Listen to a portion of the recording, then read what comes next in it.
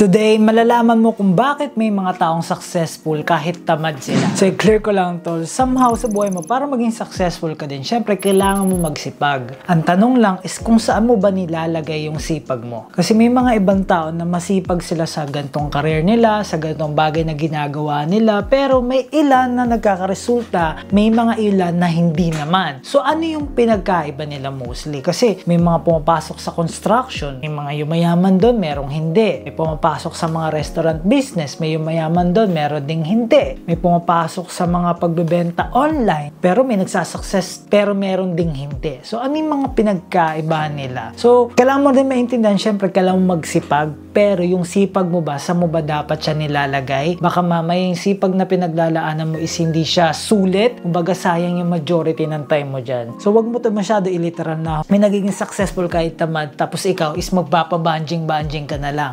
Hindi. So, ibang approach to. Kumbaga, ano ba dapat yung pinaglalaanan mo ng time? So, para malaman natin yung techniques ng mga ibang successful na tao na kahit hindi sila ganun kasipag physically is nagiging successful pa rin sila. Syempre, ibang usapan din yung minana nila yung success nila, like yung parents nila successful na tinuloy pa rin nila. So, somehow may naging masipag na rin na na-apply na rin tong mga to.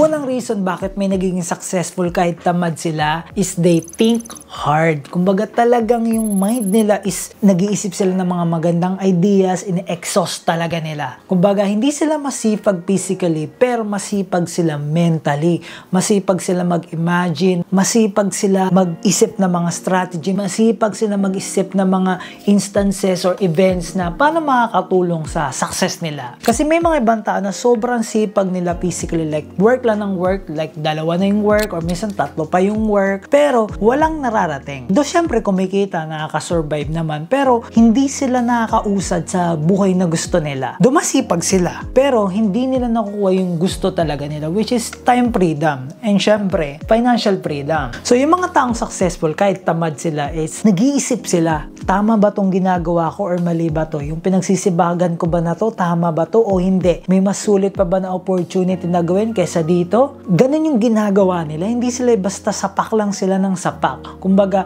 inaalam nila kung saan nila susuntokin. Inaalam nila kung ano yung gusto nilang sapulin. Ika nga ni Abraham Lincoln, yung dating president ng US, sabi niya, pag binigyan daw siya ng 6 hours para putulin yung puno, yung 6 hours na yun, ang gagawin niya, yung 4 hours, unang gagawin niya is hahasahin niya yung axe niya. Then the rest ng 2 hours, dun siya ngayon magpapalo na ng papalo hanggang maputol yung puno. Kumbaga, gawin niya, hasahin niya muna yung axe niya bago niya ipapalo. Kasi may iba, palo lang ng palo, pero hindi nila alam. Purol na pala yung axe nila, kumbaga puro kalawang. So, sobrang sipag nila, ang lakas nila pumalo, pero wala pa din nangyayari. So, sa buhay natin ganun din. Minsan, kailangan mong hasain yung mind mo, kailangan mo munang hasain yung skills mo, kailangan mo munang hasain yung connections mo, kailangan mo munang hasain yung mga bagay na hindi mo pa alam. So, bago ka sipag ng sipag, again, walang mali sa sipag, kailangan natin maging masipag kasi yung mga tamad, hindi talaga sila nagsasucceed. Again, pipiliin mo yung sipag mo. Masipag ka ba physically or masipag ka din mentally? And ang maganda dyan, kung masipag ka na physically, masipag ka mentally, mas maganda yung magiging resulta mo. Importante, tama yung sipag mo. Next reason kung bakit may mga successful kahit tamad sila is dahil yung pera nila is ini-invest nila. Yung mga ibang tao kasi once kumita, bibili agad nila ng wants nila, like bagong iPhone, bagong damit, bagong luxury bag, etc. Wala namang mali doon. Syempre, labor mo yan, fruits yan ng sipag mo. Gusto mo rin ma-enjoy, wala namang mali doon. Kaso yung iba kasi, unang success pa lang, unang resulta pa lang, binibili na agad ng ganun. So, imbis na i-rolyo mo, sisipag ka uli. So, yung mga taong successful, kahit natamad sila, once na kumita na sila, like yung idea nila or yung strategy nila, kumita, yung kinita nila doon, pang-invest pa nila ngayon. So, either mag-hire sila ng additional na tao, or bibili sila ng mga training programs, or mag-invest sila sa technology nila, or anything na makakatulong para mas maging efficient, mas streamline yung process, mas mapabilis yung ginagawa nila, mas mapadali sa part nila, doon nila ginagawa. Kasi, the more na mas marami marami kang nagagawa sa isang oras, mas marami kang resulta. Kumbaga, kung yung kayang gawin ng isang tao ng 6 hours is kaya mong gawin ng 3 hours, mas doble yung resulta mo kaysa sa tao na yun. So, yun yung importance ng pag ini-invest mo yung pera mo. Either invest mo sa technology, or sa tao, sa assistant. Yan yung mga sample ng pag-invest ng pera. Hindi technically na bibili ka ng lupa or ng kondo, okay din naman yun. Ako personally, I highly recommend na i-invest mo siyang kung saan ka talaga. So let's say, kung magaling ka sa music, pag kumita ka, instead na bumili ka ng ibang bagay, ibili mo ng mas magandang instrument o ibili mo pa ng technology na may enhance yung music mo. So kumbaga, i-invest mo siya agad kung saan ka nagkakaresulta. Kumbaga, wag mo muna ilalayo yung pera mo.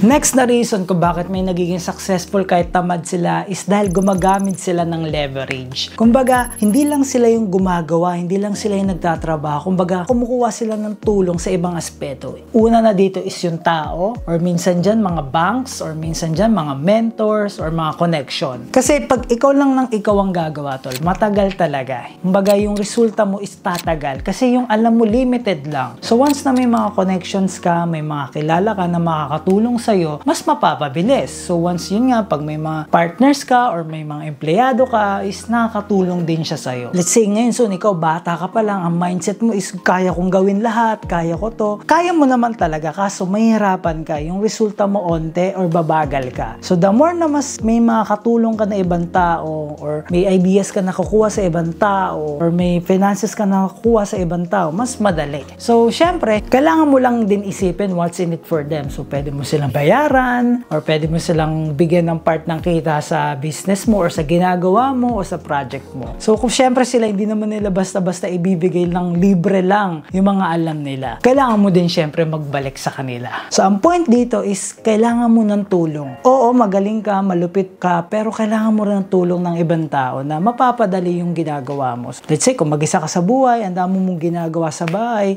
pwede ka mag-hire ng kasambahay or ng yaya para alam mo yun, yung mga simpleng bagay, hindi mo na ginagawa. Next na reason kung bakit may nagiging successful kahit tamad sila is dahil lagi silang natututo. Lagi silang nagbabasa, lagi silang nanonood ng mga YouTube videos or documentaries na makakatulong sa skills na minamaster nila or sa bagay na ginagawa nila. Yung mga tao kasi na okay na sila dun sa alam nila or feeling nila alam na nila lahat, dun nag-i-stop yung learning, dun nag-i-stop yung income. So kung ano yung nakuha nila, yun na lang. Kasi tandaan mo, tol, kung ano lang yung alam mo, nandun lang din naka-base yung income mo or yung resulta mo. So the more na mas marami kang alam and yung mga alam mo na yan is na a-apply mo at nagagawa mo siya talaga ng tama, mas nadami yung resulta mo. Kung konti lang yung alam mo, konti lang yung mga ideas na alam mo, konti lang din yung makukuha mong resulta. Kaya lagi kong sinasabi, mag-invest ka sa mind mo, mag-aral ka, magbasa ka, mag-training ka, and syempre, piliin mo lang din yung mga libro na babasahin mo, piliin mo lang din yung mga tao na papakinggan mo. Make sure na nakakatulong sila dapat sa gusto mo.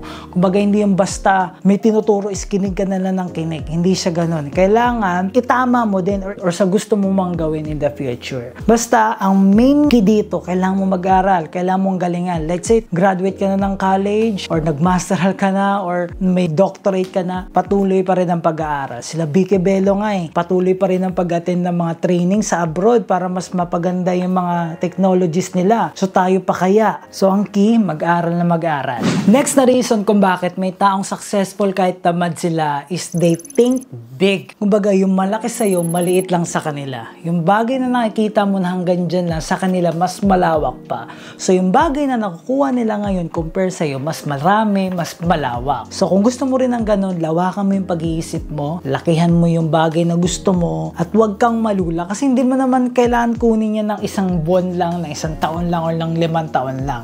Hindi. You have all the time in the world, lalo na kung bata ka pa, marami ka pang time. Ang kilang, lakihan mo lang yung goals mo. Kasi baka mamaya yung hinihit mo, napakadali lang para sa'yo. So, yung learning, sakto lang. So, kung gusto mo ng mas marami at mas malaking bagay, lakihan mo mag-isip. Kumbaga, dito yan nagsisimula lagi. Kung naiisip mo na hanggang dito ka lang, na ito lang talaga yung kaya mo, yan lang din talaga yung makukuha mo. Wala ka na magagawa dyan. So, kung gusto mong lagpasan yung bagay na meron ka, kailangan lagpasan mo yung naiisip mo. Lawakan mo pa, taasan mo pa. Kaya doon importante yung learnings, doon importante yung pag-expert. Kasi yung feeling mo na extraordinary sa'yo, sa ibang tao, normal lang pala. Yung feeling mo na sa'yo, Kasi let's say, hindi ko minamalit yung mga Honda Civic maganda siya, kumbaga old school yun, sobrang lupit. Pero let's say, yun yung goal mo, pero sa ibang taong goal nila, Lamborghini, example. So, ganun siya. Kumbaga maganda yung Civic, sobrang lupit niya, pero may iba pa na mas mataas na level. Again, depende to sa tao. Kung hindi ka sobrang materialistic, edi sa iba mo ilagay yung goals mo. Let's say, ang goals mo lang is 5